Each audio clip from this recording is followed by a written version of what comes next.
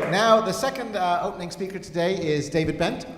David I have known for quite a long time. In fact, I think I've known him for longer than I've known most of you, which means it's also quite a long time. And one of the things that was, I think, I and many others of you have been struggling with over the years is how do we get our organizations to understand how things have fundamentally shifted in terms of how we interact, our organizations deal with the world, in terms of how we make change, in terms of how we engage people, etc. And so David works at Forum for the Future. He and in that work he's doing a lot of looking in the future of sustainability and also how digital is shaping the world. And so I wanted to have him come and give a bit of the, hopefully help us to understand some of the language or ideas we could use to have this conversation internally. And so while a lot of you may have a sense that you're struggling to communicate how things have changed to senior managers and others, David, I've tasked with the role of helping us to articulate that in a way that hopefully it helps us to make the case internally and also externally with other organizations. And David also happens to be a director, sort of non-exec director of Fairsay. But I would never invite him to be here to be a speaker unless I thought he had something to actually contribute to you. So it was only actually when I was talking to him about some of my frustrations, and he started talking about his work, and I said, damn, that's exactly the conversation we need to have. So I'd like to introduce you to David Bent. Thank you very much. Well, thank you, Dwayne, and thank you to our previous speakers. That was tremendous. I have to say that I too was teary over the video and at different points. And part of the teariness was actually that it was the day of the Supreme Court decision was also the day my father died. So just to, it was actually my mother died on the day that Obama was inaugurated. So it's like these bookends, which is fantastic. There we are. So, as Dwayne says, I'm the Director of Sustainable Business at Forum for the Future. I'm here speaking in a personal capacity because I've always been interested. Dwayne joked about it. We've known each other a long time. I think it's 2001. We were sat in a sort of dinner in Queen's Park, and he was just banging on about this idea of Fairsay and banging on about how digital technologies were going to change how we interacted with each other and how this was a massive opportunity to create change through campaigning and more. And I was really struck with that idea. I've loved being a tiny part of Fairsay's journey so far. And I wanted to bring to you some of the experiences I've had working with big business, working with my own charity, Forum, on just how do you get to be ready for the future? How do you cope with the massive changes which are happening in the social and technological basis of our world? And I've got 20 minutes. So does anyone know what this is? Any ideas? You can shout out. It's a turbine. Anybody else? It's close, it's close. It's a... So it's the bridge work. So yes, it is a steam engine. It's a hulking great steam engine. This was the basis of the Industrial Revolution and had a profound effect all by itself. And you can see steam engines, they don't come in small. Basically, they're all massive. And what happened with steam engines is they put them into factories and you had lots of drive belts coming off of the steam engine. Big steam engine in the center, lots of drive belts, and you ran your factory off the steam engine. And then Thomas Edison and others came along and they invented the electric motor. Now, we know electric motors can be very different, but at the time, the engineers, the factory designers, the management made enormous electric motors and just replaced. They took out the massive steam one and they just put in an enormous electric one. And then that went on for about 20 years until basically the previous generation of managers and engineers died or retired. And then we moved to something completely different. People realized that you didn't have to have an enormous electric engine with lots of drive belts. You could have a large number of small electric motors all around your factory, and so you could completely reorganize how you laid yourself out. So these are robots. Each of those robot arms has a little electric engine in it. They're not tied to anything else. They're much more independent, and that means you can completely change the way that the work flows through the factory. So this is a story about change, about the technological basis of our activity changing, but taking a long time to get from the potential to the actuality, because people couldn't experiment, couldn't understand how things could be different, and were just stuck. And what I would like to say to you is that I think a lot of that is happening in our world right now. So we're in the middle, I hope, of two transitions. One is an inevitable one to do with new technologies, especially digital technologies, which are busy revolutionizing sector after sector and will revolutionize how we interact with each other and therefore how we organize in society. The second is a required transition, which we don't know for sure that it's going to happen, at least not in time, which is to a sustainable economy, one where 9 billion people, 10 billion people, can have fun within environmental limits. At the moment, most organizations in the world are failing on both of these transitions. And we're going to end up with an unsustainable world, and it's going to be terrible. But that means that there's an opportunity, and it starts with us. The opportunity is that we change ourselves and the way we run our organizations so that we can then exploit what is inevitably happening in order to then change the world. So that's my core messages.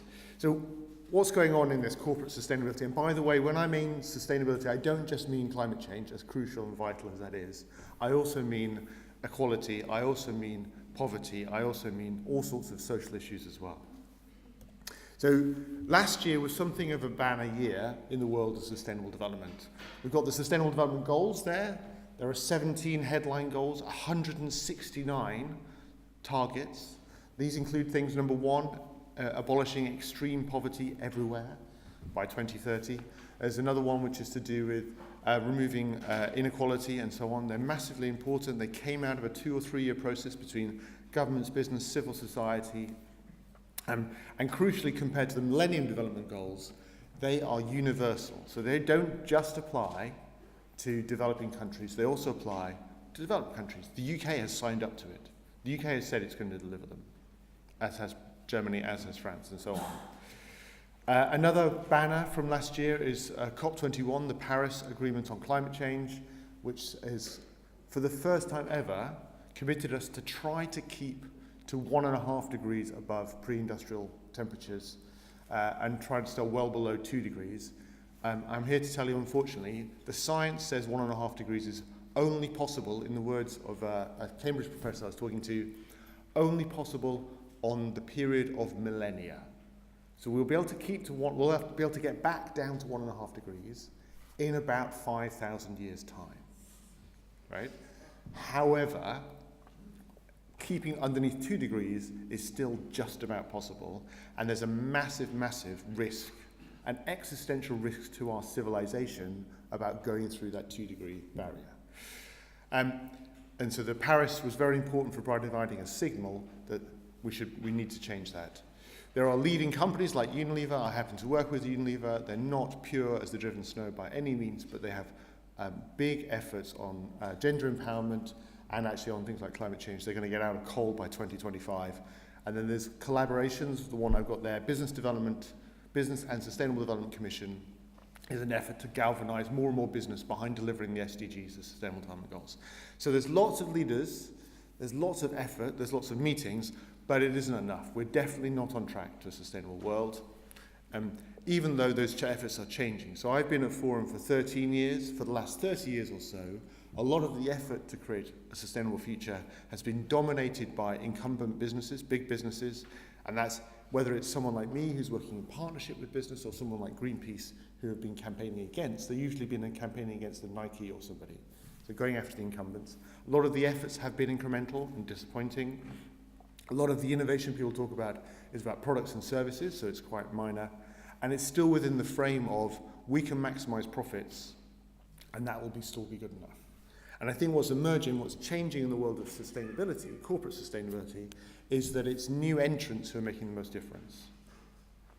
So think of Elon Musk and Tesla It's not the car companies who are revolutionizing cars, it's this annoying technological entrepreneur who's coming in with these brand new technologies and completely changing the basis. Not that I say for good and bad, he has some bad qualities, but nevertheless Tesla is being tremendously important. The shift is also away from heroic efforts by individual companies or businesses to whole system efforts, trying to change an entire ecosystem, an entire sector at the same time. The notion of the innovation has moved from the little business product and service into the entire business model, the basis of the value that the organization provides. And there's this move towards, I put here for purpose, so there's a movement of B corporations, that it's okay to be a business that's not trying to maximize your profit. And for other businesses, they're saying, hey, it's in our long-term self-interest to have a dynamic, thriving world. Therefore, we're not going to maximize short-term profits because that's better for us in the long term. These things are beginning to happen, they're beginning to emerge, but there's absolutely no guarantee of success. I'd actually say the reverse. At the moment, unless something profound happens, it won't be good enough. And a lot of the gains that we have on social issues, on environmental issues, will be wiped out by the civilization-threatening ones like climate change. So, it is, to put it mildly, I'm trying to find the right word for this. It's annoying that we're going in the wrong direction. I had swear words, but then I thought the slides might be shared. So it's annoying, and there are plenty of people to blame. So companies aren't doing enough, investors aren't doing enough, customers aren't buying the green or the fair trade version of products. Citizens aren't voting for the right politicians. There's plenty of blame to go around. But ultimately, we can only really control ourselves. The change has to start with us. And so we need to change ourselves so we can foster that transition to a sustainable future. And actually, I think the story we had about the marriage equality is interesting. The way the story started was we were doing things in a particular way. We changed some long-held beliefs about how to do this campaigning, and from that, the success flowed. And I'll come back to that in a second. So, big picture. So this is the first of, I've got a couple of graphs which are quite longitudinal. This is about 200 years. So many people believe that one of the ways of understanding the Industrial Revolution, how we've changed over the last 200 years, is different waves of technologies. Each technology requires you to be organized in a particular way, comes up with a particular way that the economy is organized and configured. So you have industrial into steam, into electrification, into automobiles. Each of these changes the way our cities are orientated, how we work, how our families are, in fact. And so wave after wave, and the wave is successful for a while, and then it's struggling, and then it's replaced by the next wave of technology. And what a lot of people hope and believe right now is that we're in the midst of one wave failing and another wave coming into being. So the wave that's coming into being is about the digital revolution.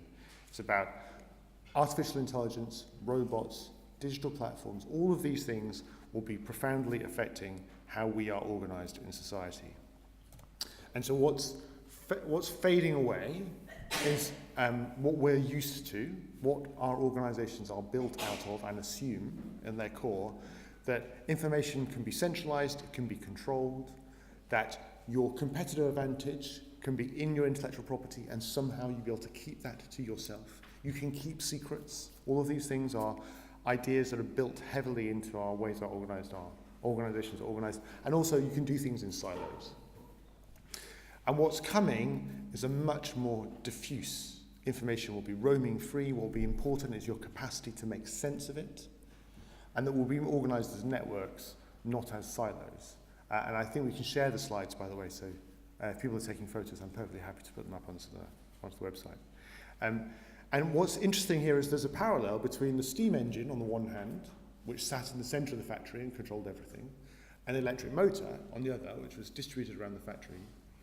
On the steam engine, everything had to go through that. On the electric motor, you could change the way your factory was organized so the physical material flowed in a completely different way. And what we haven't done yet is we haven't changed our organizations so that they can the information, the work, the activity, the connections can flow in the way that is the best fit with our technology and ability now. We're still organized as we were for the last 20 or 30 years, as if we relied on the steam engine. not an electric motor. So this is an even longer term graph. So this, ladies and gentlemen, is the last 10,000 years. And the vertical axis in the dark colour, the black, is the millions of people. And you can see, I mean, many of us will have had to study history at different times. This is the Egyptians here, and then you've got the Romans and the Greeks. Basically, from the point of view of this graph, nothing is happening, right? And why is that? Well, it's because somebody invented the steam engine and the Industrial Revolution, and in the last 200 years, our population has exploded. The capacity of our civilization has exploded on the basis of these technologies. And why is that important? Well, because according to two MIT professors, Brynjolfsson and McAfee, what computers and digital are doing now is exactly what the steam engine and the Industrial Revolution did back then. So the steam engine freed us from just how strong our muscles are and how strong our oxen are and how strong our horses are. We were no longer constrained by that muscle power. What digital technologies mean is we're no longer constrained by how fast we can think. If we think with the Industrial Revolution, we went from being agricultural into being industrialized. We went from living in villages to living in towns. We went from being on the farm to working in factories. We went from local time to prescribed time, centralized time. All sorts of massive changes. Well, that's the sort of scale of change which is going to come through, is already coming through from these technologies. And basically, nobody's ready. Nobody's there. No, really, no organization, no society is ready for this. And if your organization, if where you sit has the same organizational chart now it did 5 or 10 years ago with different divisions like this, the organization's not ready either.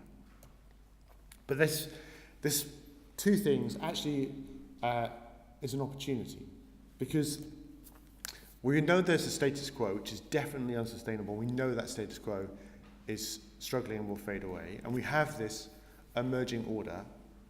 We have something which could potentially become sustainable based on new technological basis, new social basis for how we're organized. So the choices we make now, the things we do now, what wins now, are going to be tremendously important in forming that new order. And if we do this right, it could be one where people, 9 billion people, have fun within environmental limits. So, if that's what's going on in the world, how the hell has Forum responded? Well, what we realized about 5 years ago was that our approach to change was going out of date. So it was very much based on working one-on-one with incumbent businesses, and we had this long-held assumption that working with incumbents would create the change that's needed. And that simply wasn't the case. Also, we had an assumption that we could be playing with global issues by being based wholly in the UK. And as much as I love the UK, that simply isn't the case either. And if we'd kept going with those beliefs, if we kept going as if that was true, then we would have been increasingly ineffectual and we would have deserved to die. But we decided to try to do something about it.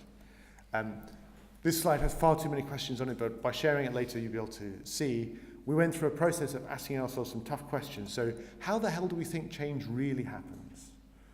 What are the long-held beliefs we have that are actually holding us back from creating the change that we want? What have we learned so far? How have we failed, and what can we learn from that failure? Then, what's the best match between our skills and capability and what the world needs? How do we know that match is there? How can we learn about that match? And then finally, if that's how we can create change, what's the way we should be designed up? How should we be organized to do that delivery?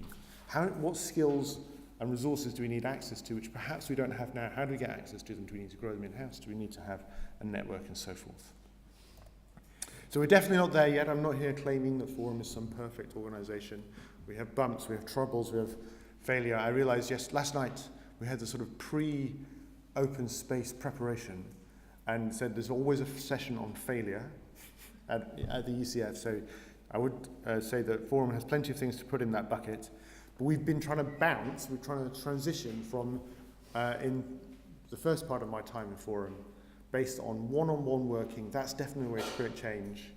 Through the last 5 years, trying to change that into, we'll focus on particular systems, energy, food, finance, and also working with business. That hasn't been good enough either, and therefore we're now moving into a period of trying to be a catalyst for change, and we're not there. So I'm currently on sabbatical. I haven't been into Forum for 8 weeks. In that 8 weeks, they've been doing some of this design for delivery. I have no idea where they've got to. I have no idea if I'm going to agree with it. What's the point? Which is going to be interesting in 4 weeks' time when I go back, but there you are. But we're definitely not there yet. We're underway. And the core of what we're trying to do is, and this is the Forum view about how change happens and what our role is in it. It'll be different for your organisation, but trying to spot where are the areas of high change potential, what's ready to change, how can we match that with people and pioneers who can push it that next step on. Can our processes make a difference? And if they can't, we shouldn't get involved, but if our process can make a difference, let's bring it to bear. And let's create proof points which then others can use, can be inspired by, can learn from to make their own change. And we hope that by 2018 that'll lead to progress on specific issues like protein, like on Indian energy, which is both a climate change and a poverty question, that will have equipped and inspired people and organisations around the world so they can do change where they are. Because if we have to rely on Forum to do all the change, there ain't no way it's going to happen. And also, can we change the enabling conditions, the framing conditions within which all of us make choices? So let's change the incentives, let's change the policies, let's change what's acceptable. Let's change standard practice for business and beyond. So from these last 5 years of pursuing changing the core of our nature, got some hard-won lessons for you. So it's really difficult to see the alternatives when you're very used to the status quo. And I think we heard that in our previous presentation, the sort of up to the point of having the judge talking about the rights and how important the rights are. It's difficult to imagine what the alternative to that is if your stalwart core, who you're relying on and who are relying on you, are constantly talking about how they can't get to see their loved one in the hospital. To be able to step outside of that is a really difficult creative task. What kept us going, Forum, is a commitment to the cutting edge. That's at the heart of our sort of story we tell ourselves about ourselves, and therefore we could not be satisfied with doing the same old, same old. And what helped us along was experimentation. Experimenting, forcing ourselves to try new things, makes a case for that new thing, but also forces you to keep on imagining what could be different, how could we be doing these things differently? And in a way it all comes down to this saying from Eric Hoffer, in times of change, learners inherit the earth. The learned, the ones who are no longer learning, find themselves beautifully equipped to deal with a world that no longer exists. And if you take one thing from my presentation today, I'd say it's be a learner. Like, this is the thing. Experiment, be creative, try new things out, learn from that experience, and do it better next time. If you do that, you stand a chance. So, what can you do to respond to a fast-changing world? And I've got 3 questions for you. What are the long-held beliefs that are no longer going to be true? What's the best match between what your organisation can do and what the world needs? And how can you start experimenting? And just so a little bit more on some of those. So on the long-held beliefs, speaking to people yesterday and also speaking with Dwayne beforehand, I had 2 candidates. So I'm not claiming these are long-held beliefs. You might say they're wrong. It's going to be contested. But as an outsider, one thing is there seems to be a belief that it's okay for campaigning and media and volunteering and fundraising to act completely separately and even to have very different messages. So I was speaking to somebody last night. I won't say who they are. They can identify themselves as they want. And on their fundraising side, the fundraisers present their beneficiaries as helpless, and therefore you, the funder, are a hero for giving money to save them.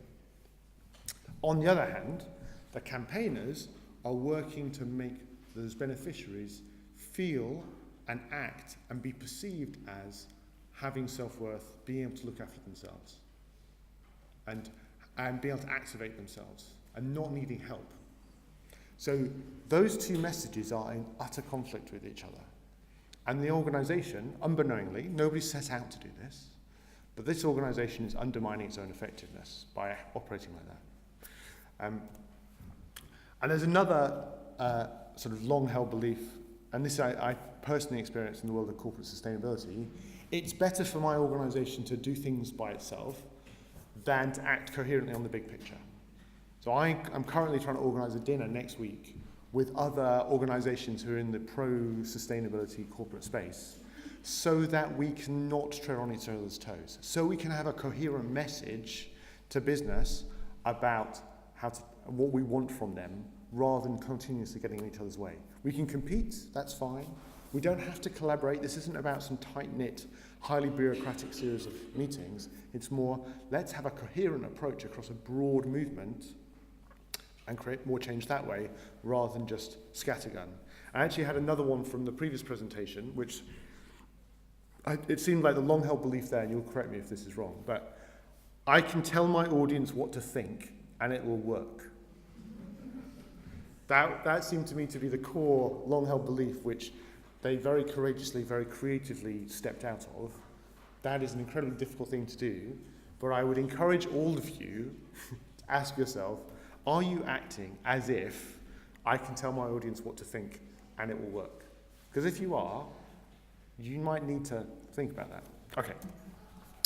Second question, what's the best match between what my organisation can do and the outcome that and what's needed? There are always options. There are always different ways of creating change.